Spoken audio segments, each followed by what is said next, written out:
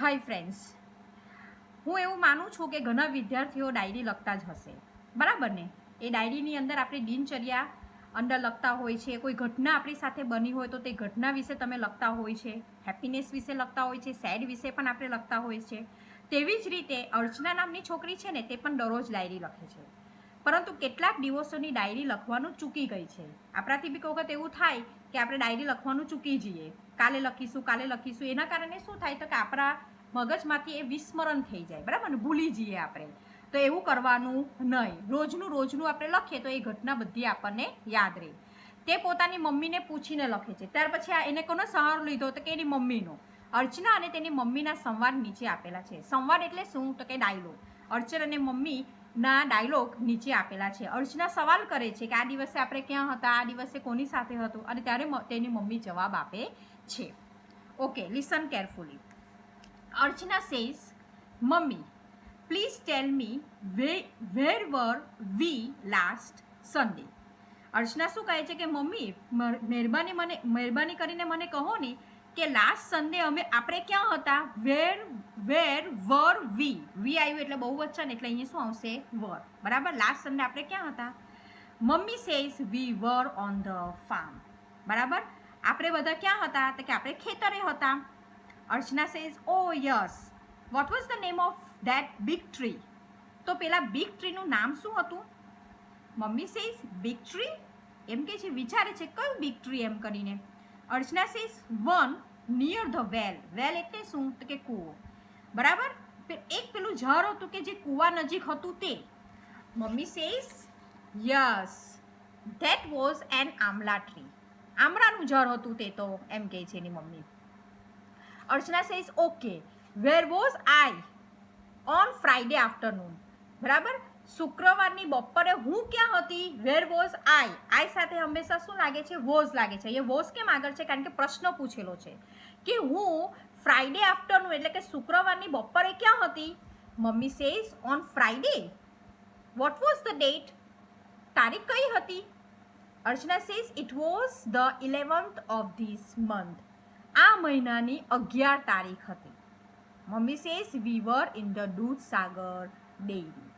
બરાબર, આપણે બધા દૂધસાગર ડેરીમાં ગયા હતા. ક્યારે? 11th ઓફ ધીસ મંથ, 11 તારીખે. Archana says, and mummy on the 12th? તો 12 તારીખે ક્યાં હતા આપણે?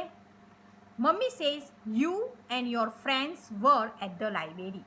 જો સાંભળજો, 12 તારીખે તે અને તેના મિત્રો ક્યાં હતા તો કે લાઇબ્રેરીમાં હતા. 11 તારીખે અર્ચના અને તેનું ફેમિલી ક્યાં હતું તો કે દૂધસાગર ડેરી. 12 તારીખે તે અને તેના ફ્રેન્ડ્સ લોકો લાઇબ્રેરી ગયા હતા. અર્ચના સેઝ, ઓ યસ, હા, આઈ રિમેમ્બર નાવ. હવે મને યાદ આવી ગયું. રિમેમ્બર એટલે શું? યાદ આવવું. હવે મને યાદ આવી ગયું. I was there with my friends. બરાબર, આઈ વોઝ ધેર. બરાબર ને, હું મારા ફ્રેન્ડ્સ લોકો સાથે ત્યાં હતી. And on the 10th of this month, અને આ મહિનાની 10 તારીખે હું ક્યાં હતી? Mummy says, on the 10th of this month એટલે કે આ મહિનાની 10 તારીખે you were at the doctor's clinic. તું એમ કે ડૉક્ટરના ક્લિનિક પર હતી, દવાખાને હતી. બરાબર, Archana says, yes, but I will not write that. પણ હું એ લખીશ નહીં. મમ્મી સેઝ, વાય નોટ બેટા? શા માટે નથી લખવાનું? Archana says, no, it was a bad experience. ખરેખર ખરાબ અનુભવ હતો મમ્મી, મારે એ લખવું નથી. Mummy says, but it was a real experience. ભલે ખરાબ એક્સપિરિયન્સ હતો, એ પણ તારો સાચો અનુભવ હતો. So please write it.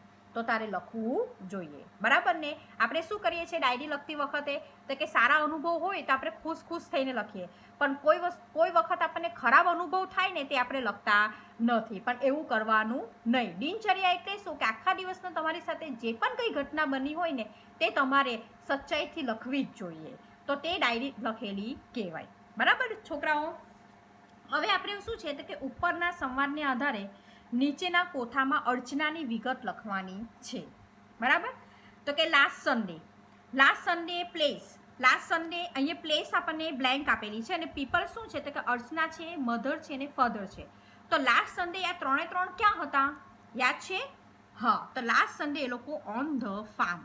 એટલે અહીંયા આપણે શું લખવાનું? પ્લેસની જગ્યાએ ફાર્મ. હવે અહીંયા ડેશ આપેલી છે એટલે કે ટાઈમ આપણે લખવાનો છે. એ લોકો લાઇબ્રેરીમાં, ઇન ધ લાઇબ્રેરી, અને લાઇબ્રેરીમાં એ કોની સાથે હતી તો કે અર્ચના, સલીમ અને ટીના. આ એના ફ્રેન્ડ્સ છે. લાઇબ્રેરી તો અહીંયા જ મેં તમને કીધું કે જો લાઇબ્રેરી છે અને લાઇબ્રેરીમાં ક્યારે એ લોકો હતા તો કે ઓન ધ 12th. એટલે અહીંયા લખવાનું ઓન ધ 12th, એટલે કે 12 તારીખે અર્ચના, સલીમ અને ટીના એ લોકો લાઇબ્રેરીમાં હતા.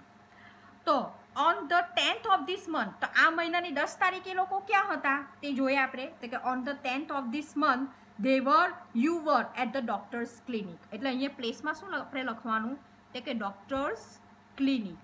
અને અહીંયા પીપલમાં કોણ છે તો ઓફકોર્સ અર્ચના અને એની મધર જ હશે ને, એટલે અર્ચના એન્ડ મધર એ આપણે લખ્યું. ચાલો, in Dudhsagar dairy. Dudhsagar dairy ક્યારે ગયા હતા તો હવે આપણે ઉપર જોઈએ તો કે it was the 11th of this month we were in the Dudhsagar dairy. એટલે અહીંયા આપણે પાછું લખીએ કે ઓન ધ 10th, બરાબર, ઓફ ધીસ મંથ, બરાબર, ઓફ ધીસ મંથ. તો 11 તારીખે, આ મહિનાની 11 તારીખે એ લોકો દૂધસાગર ડેરીમાં હતા. પણ કોણ કોણ હતું તો અહીંયા લખવાનું કે અર્ચના, કોમા એના મધર એન્ડ એના ફાધર. બરાબર ને છોકરાઓ? આ રીતે તમારું વિગત ભરવાની છે. Thank you.